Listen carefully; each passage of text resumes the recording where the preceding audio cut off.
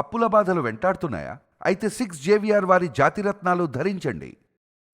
నమస్తే, welcome to మనం TV. ప్రస్తుతం నాతో పాటు స్టూడియోలో ఉన్నారు సీనియర్ జర్నలిస్ట్ కిరణ్ గారు. మాట్లాడదాం. కిరణ్ గారు నమస్కారం సార్. నమస్తే వలి. కిరణ్ గారు, ఇరాన్ ఇజ్రాయెల్ వారు ఎవరు కూడా తగ్గేదే లేదన్నట్టుగా ముందుకు పోతూ ఉన్నారు. ఒకళ్ళ మీద ఒకళ్ళు దాడుల క్షిపణుల వర్షమే కురుస్తుంది. నిన్న ఒక ఆసుపత్రి మీద సార్ క్షిపణి దాడి జరిగితే ఆసుపత్రి పూర్తిగా ధ్వంసం అయిపోయింది. పేషెంట్లు కూడా చాలా ఇబ్బంది పడ్డ సమాచారం మనకు వచ్చింది. అమెరికా కూడా ఇక రంగంలోకి దిగబోతుందని సమాచారం వస్తుంది. ఏంటి అసలు ఎటువైపు దారితీస్తుంది? ఇది ఏమైనా మూడో ప్రపంచ యుద్ధానికి ఏమైనా సంకేతమా? ఏమంటారు? అంటే మూడో ప్రపంచ యుద్ధానికి దారి తీస్తుందా అంటే మనము ఒక మాటలో మనం ఆశాభావ దృక్పథంతో చెప్పాలి అంటే మూడో ప్రపంచ యుద్ధానికి దారి తీయకూడదు.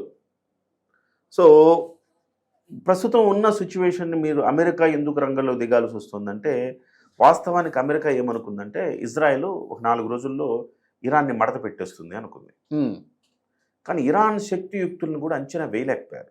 వాళ్ళకి తెలుసు, కానీ ఇరాన్లో ఒక రకమైన బలహీనమైన పరిస్థితులు ఇరాన్లో ఉన్నాయి. ఇవాళ ఇరాన్లో అంతర్గతంగానే కుమ్ములాటలు. ఖమేనీ నాయకత్వాన్ని పూర్తిగా సపోర్ట్ చేయట్లా. పాయింట్ 1. పాయింట్ 2, ఇప్పటి వరకు ఇరాను కొన్ని ఉగ్రవాద గ్రూపుల్ని పెంచి పోషించింది. హెజ్బుల్లా అంటారా, హైతీలు అంటారా, ఇలాంటి హమాస్ అంటారా, వీళ్ళందరికి కూడా వెనకుండి బ్యాకప్ అంతా కూడా ఇరానే. వాస్తవానికి మీకు అదంతా ప్రాక్సీవార్, ఇరాన్ ప్రాక్సీవార్ చేసింది ఇప్పటి వరకు. ఎట్లా ఈ పాలస్తీనా మీద దాడులు చేస్తున్నప్పుడు, గాజాలో దాడులు చేస్తున్నప్పుడు హమాస్కి వర్సెస్ ఇజ్రాయెల్కి యుద్ధం జరుగుతోంది. ఎందుకు హమాస్ అన్ని రోజులు యుద్ధం చేయగలుగుతుందా? చేయలేదు. కానీ హమాస్ ఎట్లా చేయగలిగింది? ఇరాన్ వెనక నుంచి ప్రాక్సీవార్ చేసింది. సో అట్లెందుకు ఇదంతా కాదు కదా, నేరు కొట్టేద్దామని, ఎలాగో అణుబాంబులు తయారు చేస్తున్నారు వాళ్ళు, ఈ కాస్తు నేరు కొట్టేద్దామని ఇజ్రాయెల్ అనుకుంది. సో మూలాలు నరికేద్దామని. వాస్తవానికి ఇప్పటి వరకు చేసిన యుద్ధంలో హమాస్ అలిసిపోయింది. హమాస్ ముఖ్యమైన నేతల్ని చంపేశారు. హెజ్బుల్లా ముఖ్య నేతల్ని చంపేశారు. లెబనాన్ ప్రాంతం ఆధారంగా ఈ హెజ్బుల్లా పనిచేస్తూ ఉంటుంది. హెజ్బుల్లా నుంచి కీలకమైన నేతలు హతమైపోయారు. సో వాళ్ళ నాయకుడే అక్కడి నుంచి పారిపోయాడు. తర్వాత హైతీలు కొంచెం యెమెన్లో స్థావరంగా చేసుకునే హైతీలు ఉంటారు, వాళ్ళు కొంతవరకు ఉన్నారు. కానీ సో ఇది ఎవరినైతే సపోర్ట్ చేస్తుందో ఆ గ్రూపులన్నీ కూడా బలహీనపడ్డాయి. అంతర్గతంగా ఇరాన్లో ఖమేనీకి కూడా పెద్దగా ఆయనకి రాజకీయ మద్దతు లేదు. ఈ తరుణంలో కొంచెం బలహీనంగా ఉంది ఇరాన్. First point 1. ఇన్ని దాడులు జరుగుతున్నా కానీ వాళ్ళు అసలు ముందుకు రావట్లేదు కదా, వాళ్ళ వల్ల కావట్లా. వాళ్ళే అయిపోయినారు వాళ్ళు అక్కడ వరకు. సో ఇప్పుడు తమ్ముళ్ళందరూ ఎక్కడరా తమ్ముళ్ళు అని ఇరాన్ చూస్తుంటే ఎవరు లేరా, అందరూ పలాయనం చిత్తగించారనమాట. ఆ తర్వాత ఇక్కడ ఇరాన్లో కూడా ఇరాన్ పెద్ద దేశం అండి. ఇరాను ఒక రకంగా చెప్పాలంటే ఆ మొత్తం ఆ బెల్ట్లో ఇరానే ఒక పెద్ద నాయకుడు, పెద్దన్న పాత్ర పెద్దన్న పాత్ర అనద్దు కానీ ఒక డాన్ అన్నట్టు ఇరాన్ చెప్పిందే జరిగేది. సో ఇరాక్ ఒక రకంగా సద్దాం హుస్సేన్ ఉన్నంత వరకు ఇరాక్ కొంచెం పవర్ఫుల్ గా ఉండింది. ఎప్పుడైతే సద్దాం హుస్సేన్ చనిపోయాడో తర్వాత నుంచి ఇరానే అక్కడ కాస్త పెద్ద పాత్ర పోషిస్తారు. అసలు యుద్ధం అనేది, ఆ ఉద్రిక్తత అనేది ఈ రెండు దేశాల మధ్య ఎలా ప్రారంభమైంది అంటే, ఇక్కడ ఇవాళ యుద్ధానికి ప్రధానమైన కారణము మేజర్ అణు శక్తి. ఇప్పటి వరకు ఇజ్రాయెల్కి అనధికారికంగా 80 నుంచి 90 అణుబాంబులు ఉన్నాయి.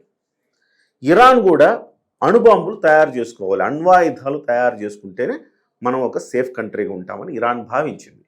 కానీ ఇరాన్కి సంబంధించి ఇప్పటి వరకు 5 సార్లు చర్చలు జరిగినాయి అమెరికాతోటి, మీరు అణ్వాయుధాలు తయారు చేసుకోకూడదని.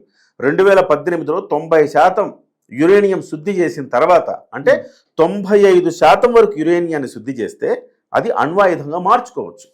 ఆల్మోస్ట్ 90% వరకు శుద్ధి చేసుకున్న తర్వాత అణ్వాయుధంగా మార్చే పరిస్థితుల్లో అంతర్జాతీయ అణుశక్తి సంఘం దాడుల్లో వాళ్ళ తనిఖీల్లో బయటపడ్డ తర్వాత అమెరికా 2017-18లో ఆంక్షలు విధించింది. ఆంక్షలు విధించిన తర్వాత నుంచి ఇరాన్ పరిస్థితి చాలా దారుణంగా తయారైంది. ఎందుకంటే మన భారతదేశమే 10% మనం ఒక 100% మనం బయట నుంచి మనం దిగుమతి చేసుకునే దాంట్లో మనం రోజుకి ఒక నెలకి 1,00,000 కోట్ల రూపాయల విలువైన మనం ఇంధనం మనం దిగుమతి చేసుకుంటాం. 1,00,000 కోట్లు ఎవ్రీ మంత్. 1,00,000 కోట్లు. ఆ 1,00,000 కోట్లు అంటే 10,000 కోట్లు ఇరాన్ నుంచే తెచ్చుకుంటాం మనం. అది మన పరిస్థితి. సో 10,000 కోట్ల ఆదాయం పోయినట్టే కదా వాడికి. ఎప్పుడైతే అమెరికా ఆంక్షలు విధించిందో వాడు ఆదాయం పోయింది. సో చాలా వరకు కొంత ఆర్థికంగా కునారెళ్ళిపోయింది ఇరాన్. సో ఆ పరిస్థితుల్లో ఇక లాభం లేదు, ఇప్పటికన్నా మనం అణ్వాయుధం తయారు చేసుకోవాలని మళ్ళీ ఇప్పటి వరకు 5 సార్లు చర్చలు జరిగినాయి. మీరు అణ్వాయుధ ఒప్పందం అంటే మేము అణు ఆయుధాలు తయారు చెయ్యం, వాటిని మేము ఉపయోగించాం అని ఒక ఒప్పందం చేసుకోవాలి. సో ఎన్పిటి అంటారు దాన్ని. సో అది చేసుకోవాలి అనుకున్నప్పుడు దాని మీద 5 సార్లు చర్చలు జరిగినా ఇరాన్ ఇంకా ముందుకు రాకపోవడంతో ఇక ఇజ్రాయెల్ అనుకున్నది మా ఆత్మరక్షణార్థం వాళ్ళకి ఇప్పటికే 60% నుంచి 70% వరకు యురేనియం శుద్ధి జరిగింది. 2 చోట్ల 2 అణ్వాయుధగారాలు ఉన్నాయి వాళ్ళకి. ఆ 2 చోట్ల 60% పైగా శుద్ధి చేశారు. ఇంకొక 90% పైగా శుద్ధి చేస్తే అణ్వాయుధంగా మారుతుంది. సో ఆ లోపు వీళ్ళని కొట్టేయాలంటే సంవత్సరం కూడా పట్టదు, 6 నెలల్లో వాళ్ళు రెడీ చేసుకోగలుగుతారు. సో కొట్టాలంటే ఏం చేయాలని అమెరికా ఇజ్రాయెల్ 2 ఆలోచించుకొని సో ఇజ్రాయెల్ని పురుగొల్పింది అమెరికా. ఎలాగో నీ మీద ప్రాక్సీ వార్ చేస్తుంది కదా, నువ్వు నేరుగెళ్ళి కొట్టు అని చెప్పి సో కొడుతున్నారు. సో మీరు మొదటి నుంచి గమనిస్తే అమెరికా ఒక ప్రత్యక్షంగా లేకపోయినా పరోక్షంగా యుద్ధం చేస్తూనే ఉంది. మీరు అణ్వాయుధ ఒప్పందానికి రండి, మేము ఆపేస్తాం వారు, నేను చెప్తే ఇజ్రాయెల్ ఓకే అంటది, అణ్వాయుధ ఒప్పందానికి రండి అని ప్రతి సందర్భంలో చెప్తా వస్తుంది. కానీ ఇరాన్ రాలా. అయితే వాస్తవానికి ఇందాక మీరు అడిగినట్టుగా ఈ యుద్ధంలో మరి ఇరాన్ని 4 రోజుల్లో మడత పెట్టచ్చని ఇజ్రాయెల్ అనుకుంది, కానీ అది సాధ్యం కాల. ఇరాన్ ఊహించని రీతిలో దెబ్బ కొడుతోంది. వీళ్ళేమో కొలతేసి కొడుతున్నారు, ఇజ్రాయెల్ వాళ్ళు కొలతేసి కొడుతున్నారు. మీరు అబ్జర్వ్ చేయండి, వాళ్ళ ఆర్మీ చీఫ్లను అందరినీ చంపేశారు, వాళ్ళ అణ్వాయుధ గారాల్ని కొట్టారు, వాళ్ళ మిలిటరీ క్యాంపులను కొట్టారు. సో ఎక్కడైతే కీలకమైన స్థావరాలు ఉన్నాయో క్షిపణి డ్రోన్ వ్యవస్థలను కొట్టారు. అసలు నిజం చెప్పాలంటే మొస్సాద్ ద పవర్ఫుల్ ఇంటెలిజెన్స్ వ్యవస్థ, ప్రపంచంలోని అత్యంత పవర్ఫుల్ ఇంటెలిజెన్స్ వ్యవస్థ ఏదైనా ఉందంటే అది మొస్సాద్ ఇజ్రాయెల్ వ్యవస్థది. ఆ ఇజ్రాయెల్ వ్యవస్థ ఎట్లాంటిదంటే అసలు ఇరాన్లోకి వెళ్ళిపోయి స్థావరాలు ఏర్పరుచుకున్నారు. ఎంత కోవర్ట్ ఆపరేషన్స్ చూడండి. ఇరాన్ లోనే వాళ్ళ దేశంలోకి వెళ్ళిపోయి వాళ్ళ దేశస్తులతోనే ఫ్యాక్టరీలు ఏర్పాటు చేయించారు. ఎంత పవర్ఫుల్ చూడండి. వాళ్ళు అక్కడి నుంచి అక్కడికక్కడే డ్రోన్లు వేస్తున్నారు వాళ్ళు. ఇది గమనించి వాళ్ళ డ్రోన్ ఫ్యాక్టరీ మీద కూడా ఇరాన్ దాడి చేసింది అనుకోండి, అది వేరే విషయం. అంటే సో ఇంత కొలతేసి కొట్టిందంటే వాళ్ళ ఇంటెలిజెన్స్ వ్యవస్థ అట్లా ఉంది. పలానా చోటు ఉంది, పలానా యాంగిల్లో కొడితే అక్కడ పేలిపోద్ది, కరెక్ట్ గా అట్లా గురి చూసుకొని. కానీ ఇరాన్కి అలా లేదు కదా. అందుకోసం ఇరాన్ ఏం చేస్తుంది తెలుసా, మీరు అన్నారు చూడండి, హాస్పిటల్ మీద వీటి మీద ప్రజావాసాల మీద కొట్టేస్తుంది ఇరాన్.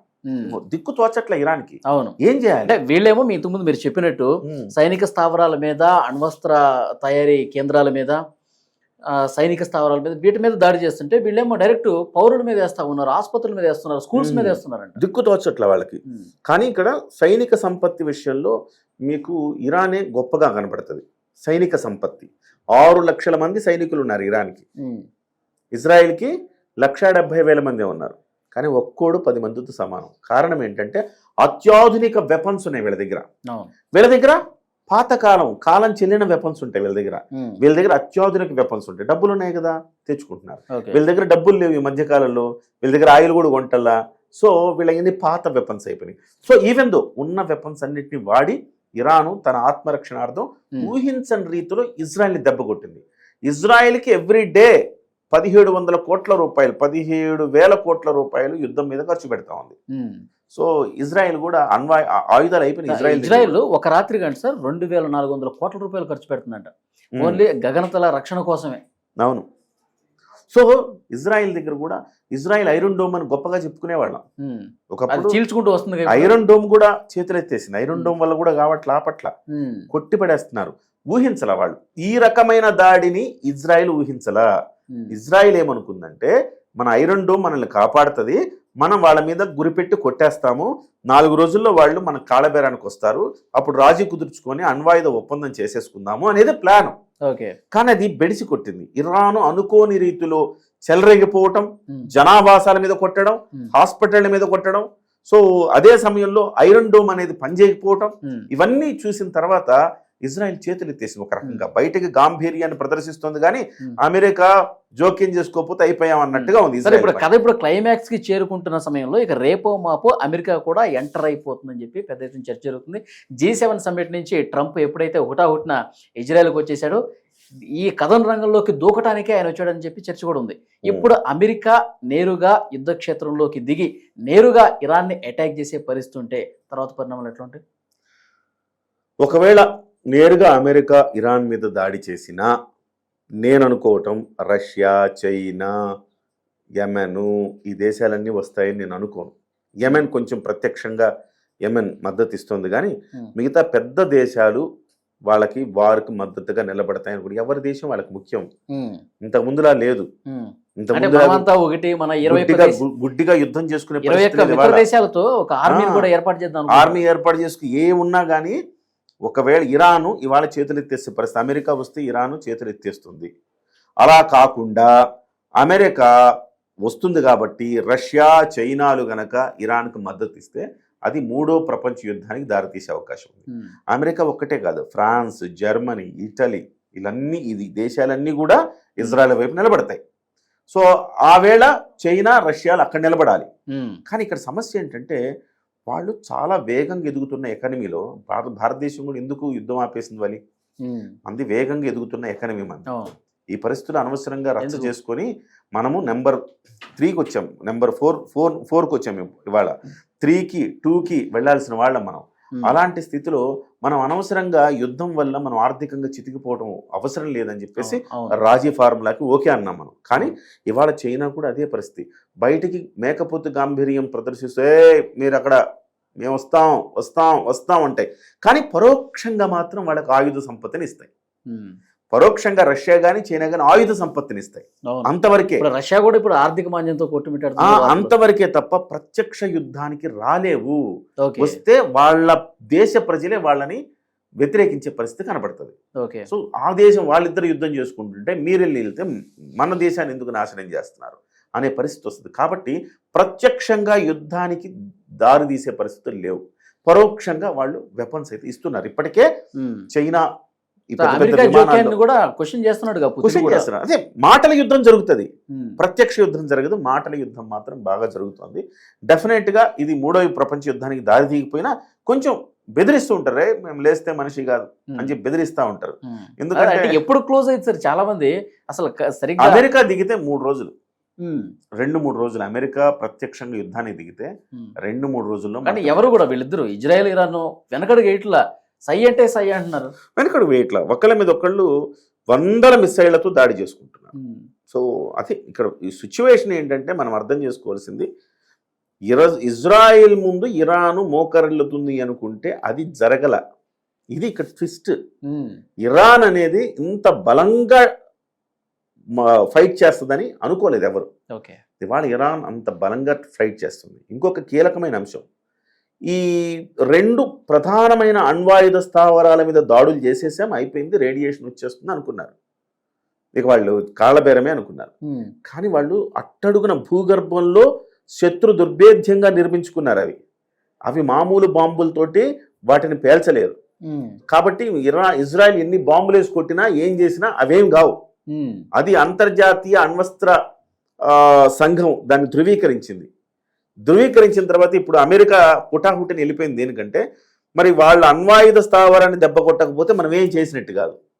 సో దాన్ని కొట్టాలి అంటే మన దగ్గర మాత్రమే ఉంది వెపన్, వాళ్ళ దగ్గర మాత్రమే ఒక బంకర్ బస్టర్ వెపన్ ఉంది. వాళ్ళ దగ్గర బంకర్ బస్టర్ బాంబ్ ఉంది వాళ్ళ దగ్గర. అది చాలా పెద్దది. అంటే ఎంత లోపల బంకర్ ఉన్నా సరే చీల్చి చంద్రం 13,600 కిలోలు ఉంటుంది. అది 13,600 కిలోలు. అది కేవలం ఒక అమెరికా వద్ద మాత్రమే ఉంది. అది ఆ 13,600 కిలోలని వెపన్ కూడా కావాలి కదా, మోసి ఆ బాంబుని అక్కడ తీసుకెళ్లి కొట్టడానికి వెపన్ కావాలి కదా, ఆ వాహకం కావాలి కదా. ఆ వాహకం కూడా వాళ్ళ దగ్గరే ఉంది. సో ఇజ్రాయెల్ దగ్గర లేదు. సో కాబట్టి అమెరికా బంకర్ చూసి కూడా ఇరాన్ భయపడలేదు కదా. భయపడట్లా. అంటే ఇరాన్కి ఒక నమ్మకం ఏంటంటే తెగించాం, ఎంతైనా తెగించాం కాబట్టి తెగించాం, ఇప్పుడు వెనక్కి తగ్గితే మనకి ఇంకా భవిష్యత్తు లేదు. సరే కొడితే ఏమవుతుంది? అంతర్జాతీయ మద్దతు ఉంది, అణుబాంబులు అయితే వేయరు, ఆ నమ్మకం ఉంది. సో అంతర్జాతీయంగా మద్దతు ఉంది. రష్యా లేకపోతే చైనా లాంటి దేశాలు నేరుగా ప్రత్యక్షంగా యుద్ధం జరగకపోయినా మధ్యలో రాజీ ఫార్ములా కన్నా ఉపయోగపడతాయి కదా. కాబట్టి సాధ్యమైనంత వరకు పోరాడదాం, కుదరకపోతే ఇక తప్పదు అని అనుకున్నాయి, పోరాడుతున్నాయి. బహుశా నేను అనుకోవడం అమెరికా ప్రత్యక్షంగా జోక్యం చేసుకుంటే ఒక 2-3 రోజుల్లో క్లోజ్ అవుతుంది. లేదంటే ఇంకొన్ని రోజుల పాటు ఇలా వందల అవును. మిసైల్ వేసుకుంటా ఉండడమే. త్వరగా ఏదో ఒకటి ఎండ్ పాయింట్ వచ్చేసి కొంత సానుకూల ఇజ్రాయెల్ కూడా నా దగ్గర వెపన్స్ అన్ని అయిపోయినాయి, సో అమెరికా మద్దతు ఇస్తే తప్ప ఏం చేయలేమనే పరిస్థితికి ఇజ్రాయెల్ కూడా చేరుకుంటుంది. డెఫినెట్ గా రాబోయే వారంలో మొత్తం క్లోజ్ అవుద్దని నేను అనుకుంటున్నాను. చూద్దాం సార్, నెక్స్ట్ పరిణామాలు మళ్ళీ మాట్లాడదాం. Thank you very much. Thank you.